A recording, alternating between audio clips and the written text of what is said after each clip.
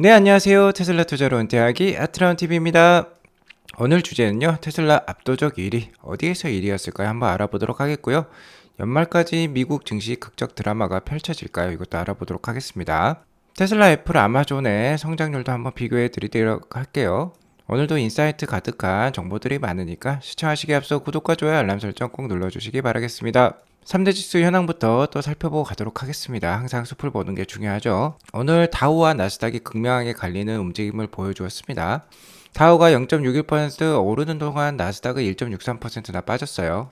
10년물 국채금리가 3.9%까지 이렇게 계속해서 급락세를 보여주고 있음에도 불구하고 나스닥이 오늘 빠진 거 보니까 역시나 빅테크 실적들이 나스닥 주가 향방을 가늠하고 있겠다라고 볼 수 있을 것 같습니다. 유가도 거의 비슷해요. 크게 상승한 건 없지만 다우지수는 올랐는데요. 이는 미국의 3분기 실질 GDP 중과율 속보치가 시장 예상치를 상회하면서 전통적인 경기 주식들에 좋은 영향을 주었다라고 볼 수 있을 것 같습니다.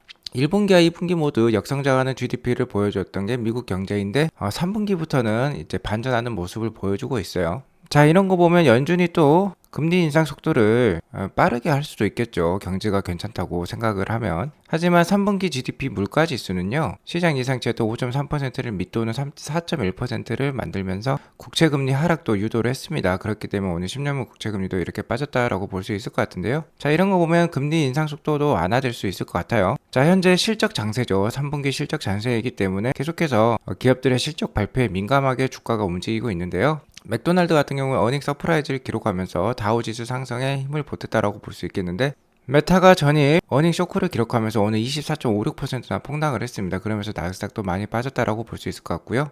장 마감 이후에 애프터아워에서 애플과 아마존이 실적을 발표했는데 그다지 바람직하지 못한 실적을 발표를 했어요. 이에 따라서 아마존은 급락 중에 있고 애플은 비교적 주가는 선방을 하고 있습니다. 오늘 또 중요한 뉴스로는 ECB, 그러니까 유럽 중앙은행에서 자이언트 스텝에 해당하는 금리 인상을 했습니다. 기준금리가 2%까지 올라왔는데 아직 미국 금리나 캐나다라든지 다른 중앙은행에 비하면은 한참 낮은 금리라고 볼 수 있겠죠. 오늘 맵을 살펴보면 역시 메타가 24.56%나 빠진 게 눈에 띄고요. 아마존이 4% 빠졌는데 시간 내에서 10% 넘게 급락 중에 있습니다. 자, 이렇게 대형 기술주들이 안 좋은 실적 발표로 인해서 힘을 못 쓰고 있으니까 나스닥이 많이 빠졌다라고 볼 수 있을 것 같은데, 나머지 주식들은 대부분 상승하는 흐름이에요. 자, 중소형주들은 이렇게 잘 상승하고 있는 거 보니까 미국 증시가 그래도 아직 반등세에 있겠다라고 볼 수 있을 것 같습니다. 다우는 어느덧 상당 부분 많이 올라와 있는 상황이에요. 나스닥 일봉 차트를 보면 오늘 음봉이 나왔습니다. 다만 아직까지 작은 역헤드앤숄더 패턴에 어깨 부분에 위치하고 있기 때문에, 그리고 빅테크 기업들의 실적 발표가 어느 정도 끝났기 때문에 그래도 1500선을 지지라인으로 삼고 대응을 해봐도 좋겠다라고 저는 생각을 하고 있습니다. 우선 11230선이요. 단기 저항선이라고 볼 수 있겠어요. 자, 이 저항선을 넘어서면 추가적인 상승이 일어날 것이고 11600선을 단기 목표가로 일단은 제시를 해드리도록 하겠습니다. 자, 오늘 시장에 긍정적인 영향을 주었다고 볼 수 있겠죠. 다우지수 상승을 이끌었던 미국 3분기 GDP 성장률 소폭치를 보면요, 2.6%가 나오면서 올가 예상치였던 2.4%를 넘어섰습니다. 자, 그리고 두 개 분기 연속 마이너스 성장을 기록했던 미국 경제라고 볼 수 있겠는데요. 자, 세 분기 만에 플러스 성장으로 돌아섰기 때문에 경기 침체 우려감이 잠시 사그라들었다라고도 볼 수 있겠죠. 자, 그러면서 다우지수는 장중 내내 상승세를 보여주었는데, 다만 전문가들의 의견은 엇갈린다라고 볼 수 있겠습니다. 자, 이번 GDP 성장률 속보치의 반전은요, 무역 수지 개선이 큰 몫을 했어요. 3분기 수출이 14.4% 증가한 동안 수입은 6.9% 감소를 했는데, 주택 부문은 7.4% 위축을 보여주었습니다. 그래서 전반적으로 경기가 침체하는 가운데 미국인들의 소비 감소에 따른 무역 수지 개선이 큰 몫을 한 거지 않겠느냐라는 예측도 있으니까, 일단 잠정치 확정치가 나오는 대로 좀 확인을 해봐야 될 것 같습니다. 미국의 3분기 GDP는 12월 달에 확정이 돼요. 다만 물가 지수는요, 연준의 금리 인상 속도를 완화시킬 수 있는 요인을 또 제공할 수 있겠다라고 말씀을 드릴 수 있을 것 같아요. 자, 국내 총생산, 그러니까 GDP라는 거는 P 곱하기 Q가 되는 거죠. 그러니까 미국에서 생산하는 재화와 서비스의 가격 곱하기 생산량이 바로 GDP 물가지수를 구성한다고 볼 수 있는데, 그 가격에 해당하는 부분이 좀 낮아지고 있습니다. 자, 2분기에는 이 GDP 물가지수가 9.1%였는데 지금 4.1%까지 떨어지면서 시장 예상치도 밑돌고 있고 국채금리 하락도 유도했다라고 볼 수 있을 것 같아요.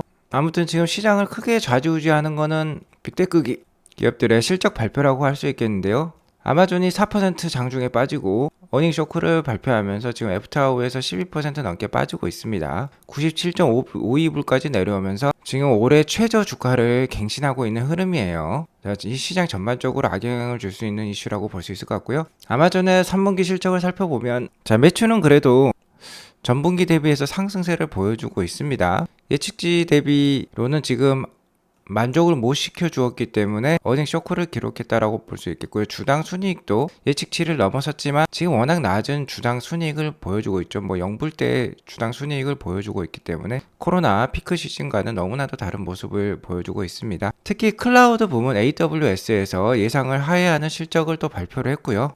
4분기 가이던스 역시 실망적이다라고 볼 수 있을 것 같습니다. 매출액의 예상치는 155빌리언이었는데 실제 가이던스는 140에서 144빌리언만 발표를 했어요. 자, 이는 다 강달러, 인플레, 경기 침체 우려 때문이라고 얘기를 하고 있습니다. 자, 주가는 성장을 따라가는 거죠. 하지만 아마존의 성장률은 지금 하락하고 있는 모습이에요. 자, 코로나 상황 때 44% YOY 성장률을 보여주면서 기대감을 높였던 아마존인데 지금은 뭐 15%, 7%대까지 YOY 매출액 성장률이 떨어지면서 지금 계속해서 주가에 부침을 겪고 있다라고 볼 수 있을 것 같고 4분기 가이던스 역시 전년 동기 대비 7% 미만의 낮은 성장률을 보일 것으로 생각이 들어요. 그러면서 시간의 거래에서 지금 10% 넘게 큰 폭의 하락을 보여주고 있다고 볼 수 있을 것 같고요. 오늘 실적을 발표한 애플 역시 3% 넘게 빠졌었는데 애프터아워에서는 그래도 어닝 서프라이즈답게 1% 넘는 상승을 보여주고는 있습니다. 애플은 주당 순이익이나 매출액 모두 어닝 서프라이즈를 기록해서 예측치보다 높게 나왔고 다만 아이폰 14를 발표했음에도 불구하고 아이폰과 서비스 부분에서 기대에 미치지 못한 실적을 발표했다고 볼 수 있을 것 같습니다. 아이폰의 매출액을 보면요. 시장 기대는 42.67빌리언이었는데 42.63빌리언을 발표하면서 하회를 했고 서비스 부문 역시 19.97빌리언이 예상되는 19.19빌리언을 발표를 했어요. 자, 이는 다 강달러랑 경기 침체 우려의 악영향을 받았다라고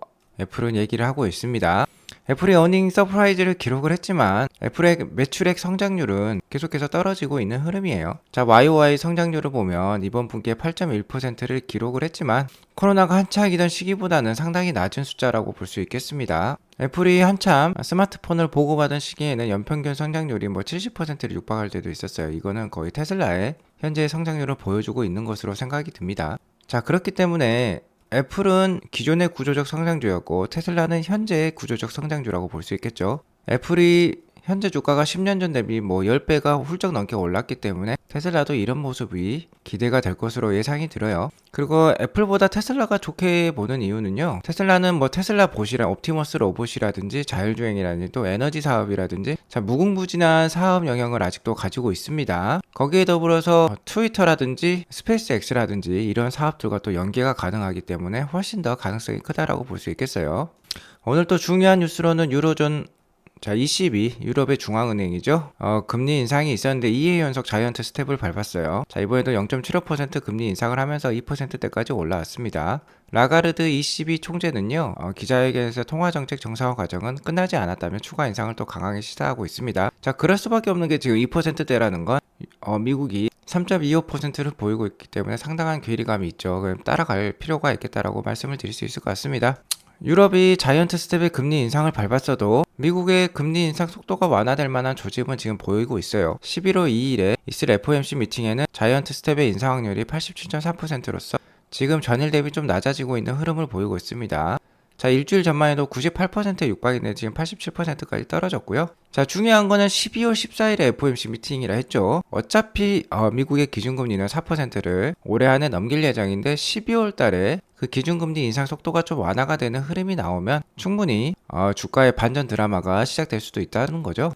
자, 하루 전만 하더라도 아니 한 주 전만 하더라도 12월 달에 자이언트 스텝의 금리 인상 확률이 75%로 상당히 높았어요. 자, 그런데 현재 빅스텝의 금리 인상 확률 0.5% 금리 인상 확률이 60%로서 지금 역전을 만들고 내고 있습니다. 빅스텝 확률이 계속해서 커지고 있기 때문에 12월 달에 산타 반등 산타 랠리도 한 차례 기대해 볼 수 있을 만한 그런 분위기가 조성되고 있다라고도 말씀을 드릴 수 있을 것 같아요. 자, 이런 상황에서 테슬라 역시 반전의 흐름을 현재 만들어내고 있습니다. 지금 2주 연속 양봉을 기록하는 모습을 보일 것 같고요. 지금 이거는 주봉 차트예요. 그리고 테슬라가 한 2주 정도 바닥권에서 양봉을 만들어내면 그 이후에 대세 상승을 한 달 정도 보일 때가 많이 있었습니다. 그렇기 때문에 지금 장세 좀 기대해 봐도 좋을 것 같고요.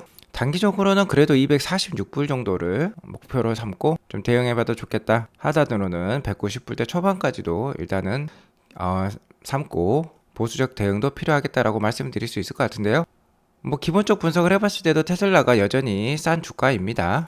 테슬라와 일론 머스크와 관련된 관련 뉴스를 몇 가지 전달해 드리자면, 일론 머스크는 지금 트위터 CEO라는 거를 천명을 하고 있고 직접 자신의 세면대까지 옮기면서 상당히 지금 기쁘게 트위터를 인수하는 모양새인데요. 자, 이번 주 수요일 날에 직원들과 이렇게 화기애애한 분위기에서 티타임을 가졌어요. 자, 그러면서 자신의 트위터 인수에 대한 배경을 명확하게 얘기를 하고 있습니다. 자, 대부분의 사람들은 트위터 인수에 대해서 갸우뚱하면서 이것은 잘못된 선택이다라고 얘기를 했다는 거예요. 하지만 일론 머스크의 얘기에 따르면은, 자, 이러한 결정은 인류애를 생각한 결정이었고 미래의 인류에게 왜곡과 편향이 없는 건강한 토론의 장을 만들어줄 필요가 있다고 해서 트위터를 인수했다라고 합니다. 현재 미디어는요, 적대적이고 편향되고 사람들을 나누는, 갈라서게 만드는 뉴스들을 만들어내고 있다라고 얘기를 하고 있고, 자, 전통적 미디어는 극도로 편향될 수 있으며 이는 기회의 상실을 의미한다. 자, 뭐 테슬라가 그 한 예라고 볼 수 있겠죠. 테슬라가 여태까지 정말 많은 퍼드에도 불구하고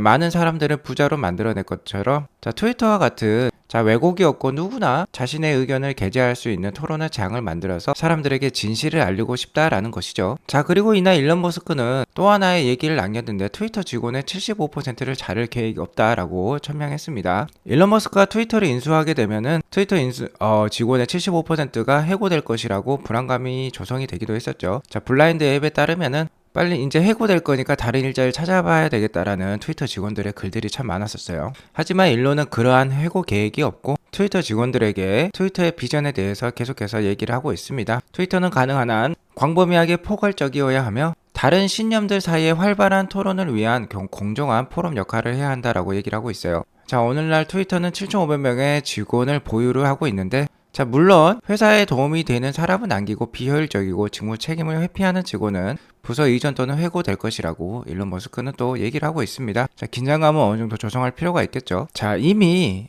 트위터 현재 경영진들은요, 직원을 25% 감축할 계획도 있었다고 합니다. 자, 이것에 따르면 1875명 정도 일자리를 잃을 것을 의미하니까 아무튼 트위터의 수익성은 다소 좋아질 것으로 생각이 듭니다. 저 개인적으로는 일론 머스크가 제품 개발뿐만 아니라 경영에도 참 귀재라고 저는 생각이 들어요. 실제 테슬라는 1년 전 대비 50%에서 70% 성장을 했지만 판매 그러니까 운영 비용은 전년 대비 오히려 더 감소하는 모습, 거의 비슷한 모습을 보여주고 있는 게 테슬라예요. 그렇기 때문에 일론 머스크는 정말 효율적으로 경영을 잘하는 사람이다 라고 말씀을 드리고 싶고요. 자, 오늘 주제 압도적 1위는요, 바로 테슬라 모델 Y가 유럽에서 9월에 가장 잘 많이 팔렸다는 겁니다. 자, 이는 내연기관차를 모두 포함한 것이고 유럽 전체를 통틀어서 말씀드리는 거예요. 이 얼마나 엄청난 기록입니까? 자, 2위 푸조 208은 비교적 소형 차량이죠. 자, 일형 차량보다도 거의 2배 가까이 비싼 모델 Y가 10,000대나 더 팔렸어요. 9월